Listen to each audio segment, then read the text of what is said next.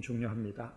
말하자면 자기를 어떻게 평가하느냐, 거기에 따라서 행복하기도 하고 또 사람은 불행해지기도 합니다.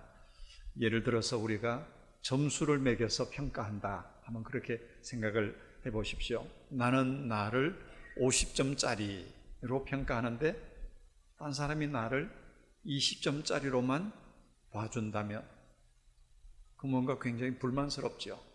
내 기대에 못 미치는 평가니까. 반면에 내가 분명히 50점밖에 안 되는데 남들이 나를 70점, 80점으로 본다. 그러면 기분은 좋겠지만 그러나 마음 한편에는 왠가 좀 불안합니다. 내 실체가 드러나지 않을까라고 하는 그런 불안감이 있는 것이죠. 분명한 것은 내가 나를 평가하는 것하고 남들이 나를 평가하는 것이 같을 수가 없다는 겁니다.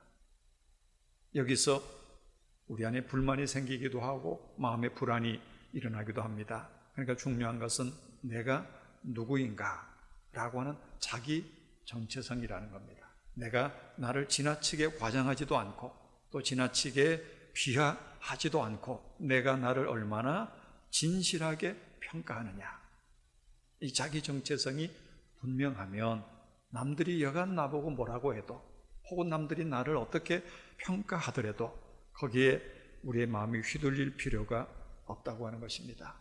특별히 예수님을 믿는 우리 성도들이 가져야 될 그리스도인의 정체성이 있습니다. 예수님을 믿는 나는 누구인가? 하나님께서 나를 어떤 사람으로 인정하시는가 하는 것이 참 중요합니다. 그래서 오늘 성경에 보면 예수님을 믿는 성도들을 가리켜서 세 가지 용어로 이렇게 말씀을 하지요. 오늘 12절 말씀에 보면 그러므로 너희는 하나님이 택하사 거룩하고 사랑받는 자처럼, 이 말씀 속에 세 가지가 나옵니다. 하나는 선택, 그리고 두 번째는 거룩, 세 번째는 사랑이라고 하는 겁니다. 예수님을 믿는 우리 그리스도인이 어떤 사람인가? 우리가 나 자신을 향해서 가져야 될 정체성이 뭐냐? 첫 번째는 선택받은 자, 두 번째는 거룩한 자, 세 번째는 사랑받는 자라고 하는 것입니다. 이 세 가지, 이게 바로 우리 그리스도인의 모습이고 우리가 가져야 될 분명한 정체성입니다. 첫 번째, 이 선택이라고 하는 말, 우리가 선택받은 자다라고 성경은 말합니다. 내가 무슨 자격이 있고 공로가 있어서 하나님의 선택받은 것 아닙니다. 나는 자격이 없고 하나님 앞에서는 죄인이고 죄인 중에서도 괴수와 같은 그런 죄인인데 하나님께서 그런 나를 선택하셨다는 겁니다. 이건 무조건적인 선택입니다. 일방적인 하나님의 선택입니다.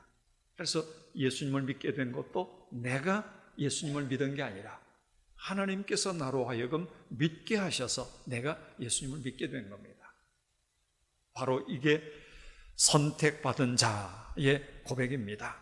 그러니까 내가 하나님의 선택을 받았다 하는 것은 내 힘으로 사는 게 아니라 하나님의 능력으로, 그리고 하나님의 붙드심 가운데 내가 살아가고 있다 하는 그런 얘기죠. 먼저는 내가 선택받은 자다. 이게 우리가 가져야 될 첫 번째 정체성입니다. 두 번째 정체성은 뭐냐? 거룩함이라고 하는 것입니다. 거룩한 자라고 하는 거죠. 이 거룩이라고 하는 말은 구별되었다 라고 하는 그런 의미입니다. 하나님의 택함을 받았으니까, 선택을 받았으니까 선택받지 않은 사람들과는 분명히 달라야 되겠지요. 이 다른 것이 바로 거룩이라고 하는 겁니다. 선택받았으니 우리는 선택받지 않은 자와는 마땅히 달라야 되고 그들과는 같을 수가 없는 것입니다. 이 다른 삶을 한마디로 말해서 거룩함이라고 표현합니다. 우리는 먹는 것도 입는 것도 잠자는 것도 행동하는 것도 심지어는 생각하는 것도 말하는 것까지도 선택받지 않은 사람들과는 달라야 됩니다. 특별히 오늘처럼 코로나19라고 하는 상황이 우리의 삶을 위협하고, 그래서 세상이 더 살기가 어려워지고 정치적인 여러 갈등들이 있고 사회가 온갖 혼란과 갈등들이 커지면 커질수록 우리 성도들은 선택받지 않는 자들과 뭔가 달라야 된다는 겁니다. 생각도 다르고 말도 다르고 행동하는 것도 분명하게 달라야 되는 것이죠. 그게 바로 거룩함입니다. 우리의 모든 삶에 이 거룩함을 항상 생각하고 살아야 됩니다. 그리고 세 번째, 우리 그리스도인들이 가질 정체성, 그건 바로 사랑받는 자라고 하는 것입니다. 우리는 하나님의 선택함을 받은 자인 동시에, 구별된 사람인 동시에 우리는 또한 하나님의 사랑받는 자다라고 하는 겁니다. 하나님의 사랑받는 사람. 이럴 때는 하나님의 사랑받고 저럴 때는 하나님의 사랑 못 받고, 이건 하나님의 사랑이고 또 저건 하나님의 사랑이 아니고, 이렇게 하나님의 사랑은 구분할 수 있는 게 아니라고 하는 겁니다. 선택받은 자의 앞에는 모든 일들이 다 하나님의 사랑입니다. 이런 일을 만나든 저런 일을 만나든 이 모든 것들이 하나님의 사랑 안에서 이루어지는 것이라는 겁니다. 실패를 하든지 병이 들든지 때로는 어려움을 당하든지 여러 가지 환난을 당하든지 그 모든 것들이 근본적으로는 하나님의 사랑 안에 일어나는 일이라고 하는 것입니다. 왜냐하면 우리는 이미 하나님의 사람으로 택함을 받았기 때문에 이건 사랑이고 이건 사랑이 아니고 구별할 수가 없다고 하는 것입니다.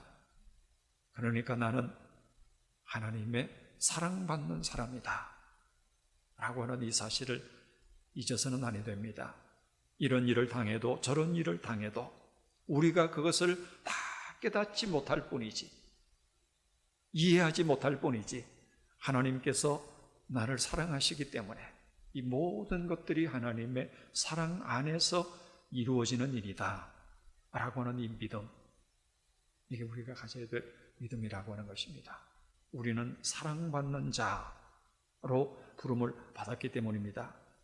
우리가 가정에서도 보면 부모와 자녀의 관계를 생각할 때 부모가 자녀에게 하는 일, 무슨 말을 하든지 혹은 자녀를 어떻게 대하든지 그 모든 것들은 사랑의 동기로 하는 겁니다. 자식이 잘못되라고, 그냥 구렁텅이에 빠지라고 뭘 하는 부모는 없지 않겠습니까? 무슨 말을 하고 어떻게 대하든지 간에 그 모든 것은 부모님이 자식에 대한 사랑에서부터 비롯되는 것입니다. 그래서 자녀는 뭐 특별한 자격이나 공로가 있어서가 아니라 아이들은 무조건적으로 그냥 부모의 품 속으로 파고듭니다.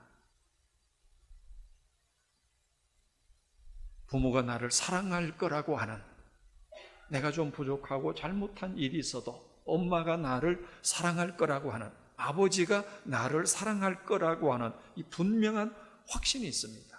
그런 자신감이 있으니까, 조금도 부모의 사랑에 대한 의심이 없으니까 잘못하고도 그냥 부모의 품속으로 파고 들어갑니다. 이게 바로 자식이라고 하는 거죠. 택함 받은 자의 모습이 바로 이런 것이라고 하는 겁니다.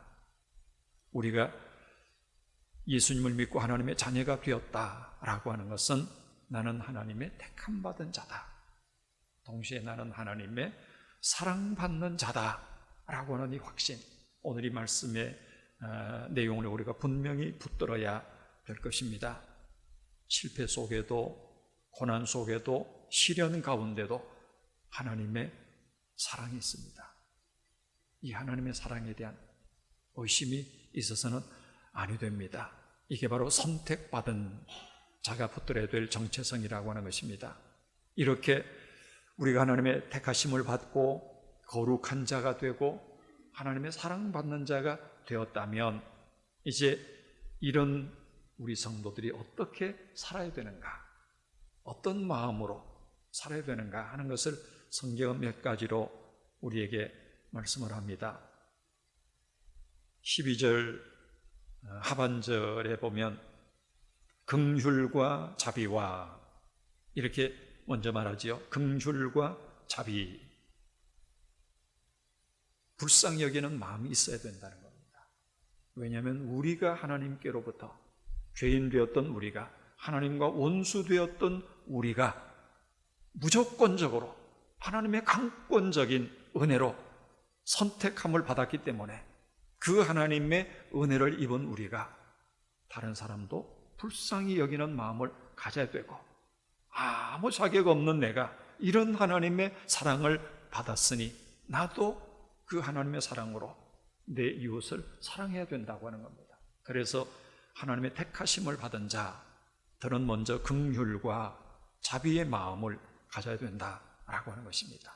사랑받았으니 우리가 사랑해야 마땅하고, 긍휼함을 입었으니 우리도 남을 긍휼히 여겨야 되는데, 여기에 무슨 조건이 있는 게 아니라고 하는 겁니다. 하나님이 나를 무조건적으로 사랑하시고 불쌍히 여기셨기 때문에 나도 그 하나님의 마음으로 긍휼히 여기고 자비를 베푸는 이 마음을 가져야 한다. 이게 바로 하나님의 택함을 받은 성도에 합당한 삶이라고 하는 것입니다. 긍휼과 자비, 그리고 선택받은 자의 합당한 삶은 온유와 겸손이라고 이렇게 말합니다. 온유하고 겸손하라. 내 공로가 아니니까, 내가 무슨 자격이 있어서 하나님의 택함을 받고 내가 잘나서 하나님의 자녀가 된 게 아니니까, 아무 공로도 없고 아무런 자격도 없는 내가 하나님의 택함을 받았으니 겸손하라는 겁니다. 잘난 체 하지 말라는 거죠. 그래서 기독교 윤리 가운데 정말 중요한 윤리가 있다면 그게 바로 겸손이라고 하는 겁니다. 중세 유명한 성자였던 어거스틴, 이 아우구스티누스에게 한 제자가 와서 물었습니다. 선생님, 기독교의 으뜸되는 덕목이 무엇입니까? 그랬더니 겸손이다 라고 어거스틴이 대답합니다. 그러면 두 번째 덕목은 무엇입니까? 겸손이다.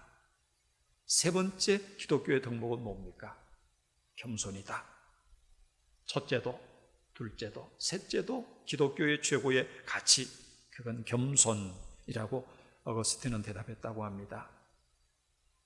하나님께서 우리를 보실 때 정말 선택받은 자의 중요한 삶의 지표, 그건 겸손이라는 겁니다. 사도 바울은 그래서 빌립보서 2장 5절 이하에서 너희 안에 이 마음을 품어라.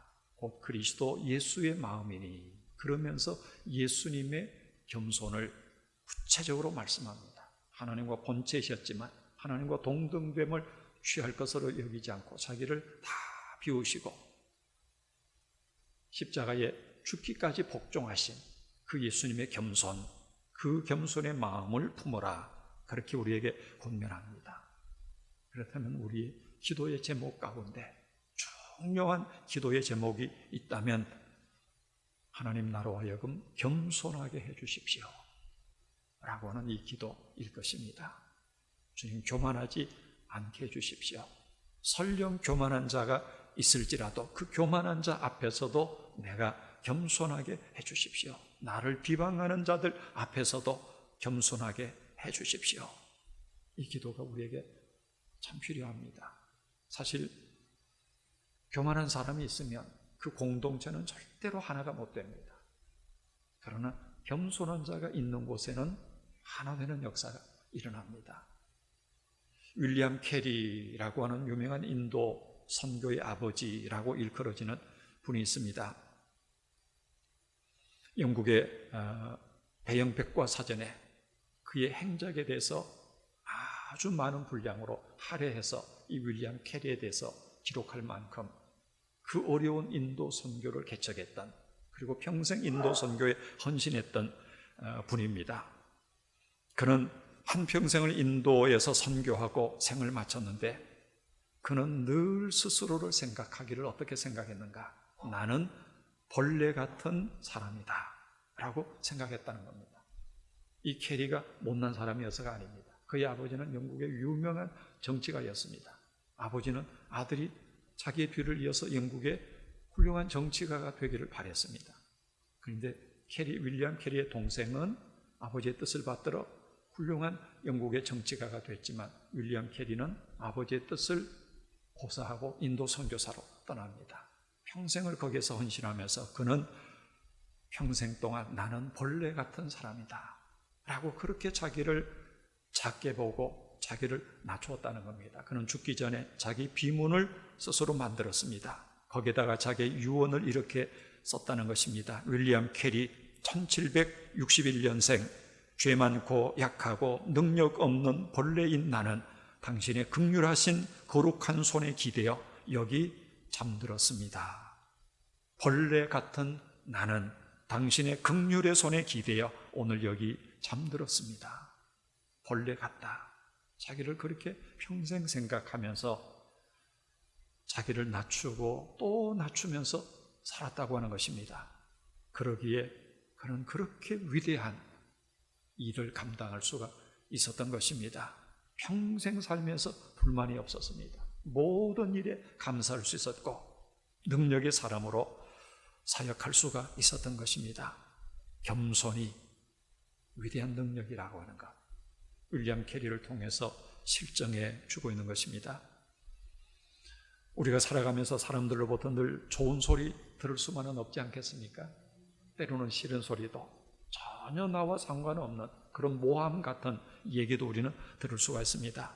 이미 서두에 말씀드린 것처럼 나에 대한 평가가, 다른 사람들이 나를 보는 평가가 때로는 부정확할 수가 있기 때문에 나를 오해할 수도 있고 나에 대해서 나쁜 평을 내릴 수도 있는 거죠. 그러면 또 말하기 좋아하는 사람들은 아무개가 당신 보고 이렇게 말하더라 그러면서 와서 또 고자질하지요. 그러면 속이 더 상합니다.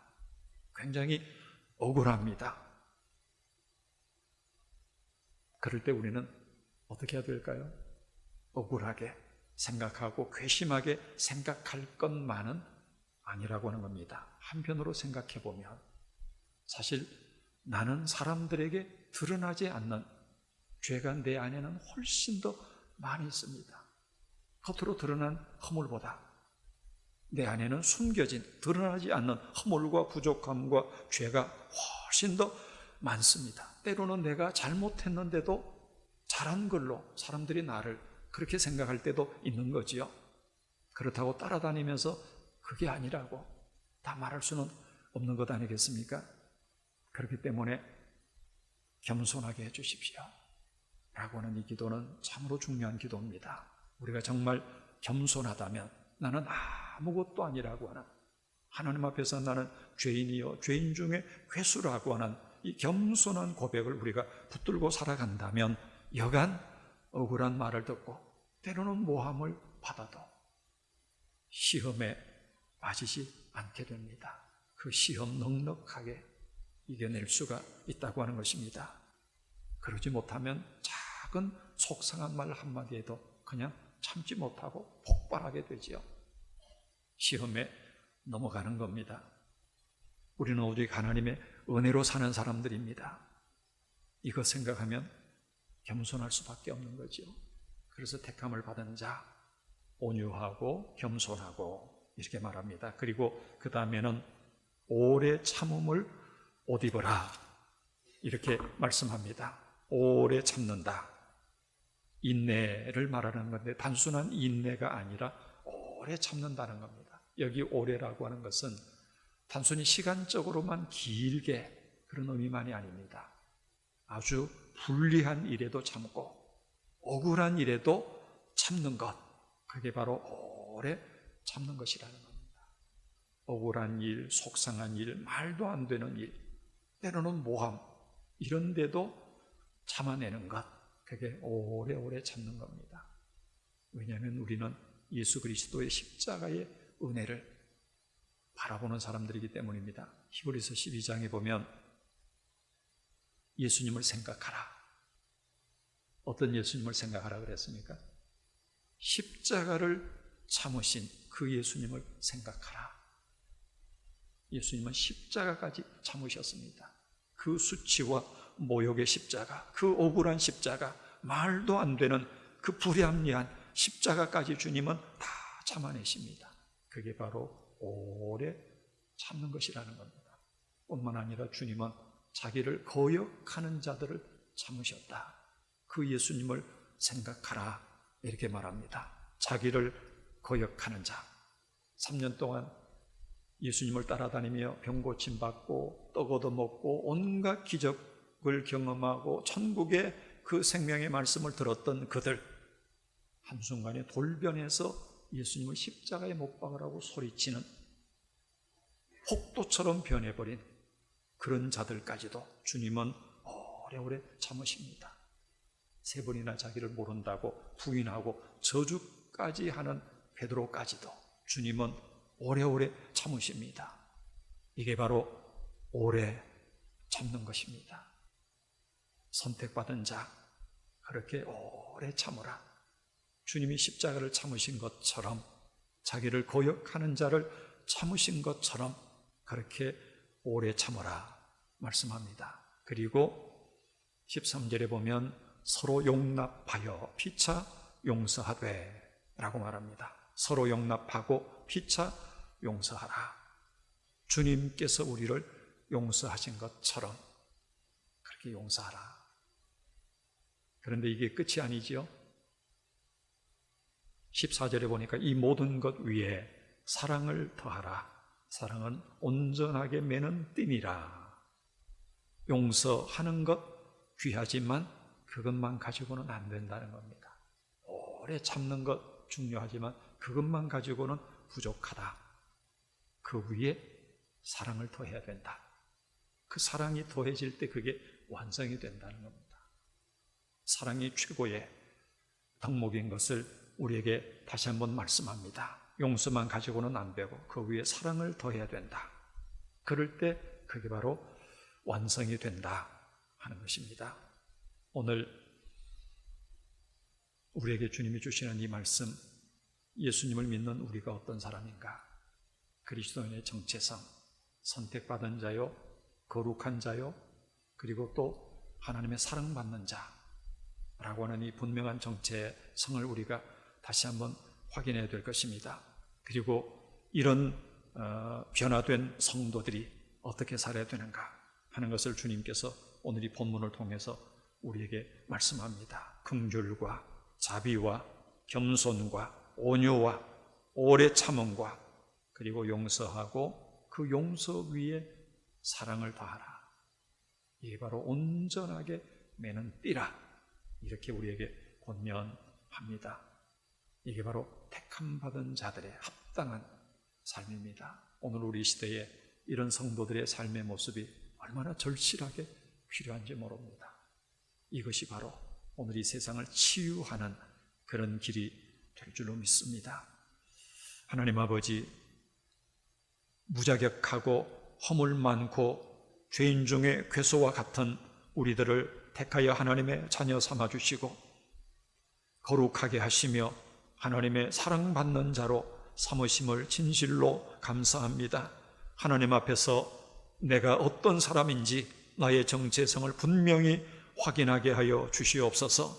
그리하여 이제는 하나님의 택함받은 자로, 거룩하게 구별된 자로, 하나님의 사랑받는 자로 합당하게 매일매일 살아가게 하여 주시옵소서. 우리가 살아가는 이 세상 가운데 우리의 삶을 통하여 하나님을 드러내고 이 병든 세상을 치유해내는 그런 교회와 하나님의 사람들 다 되게 하여 주시옵소서. 예수님의 이름으로 기도하옵나이다. 아멘.